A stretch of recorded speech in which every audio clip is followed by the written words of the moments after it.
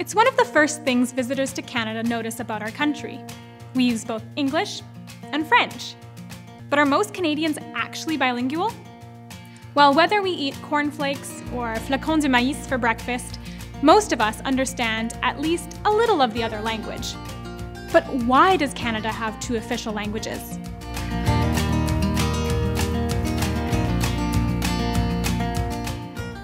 When the British defeated the French in the 1760s, English became the dominant language in the land we now call Canada.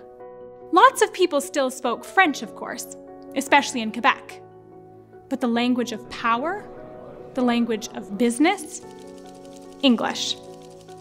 If Francophones, French-speaking people that is, wanted to get ahead, they pretty much had to learn English. By the 1960s, Francophones in Quebec were fed up.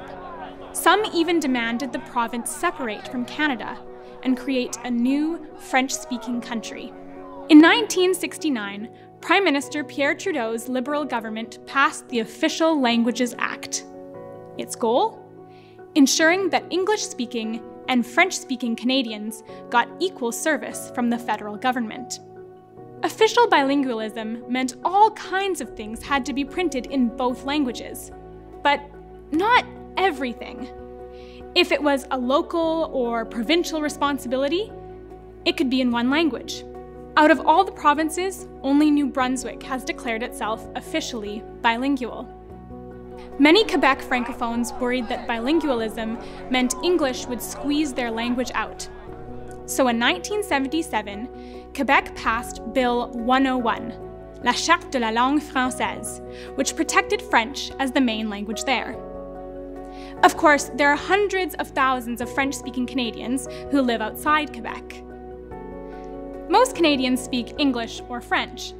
Hundreds of thousands also speak an Indigenous language.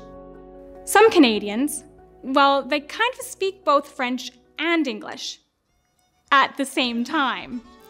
In parts of New Brunswick, they've been combining Acadian French with a bit of English for more than 300 years. It's called Chiac. But before the English, before the French, even before the Vikings, for thousands of years before Europeans arrived, the first peoples of this territory spoke all kinds of languages. These were spoken, not written, although many also had sign languages.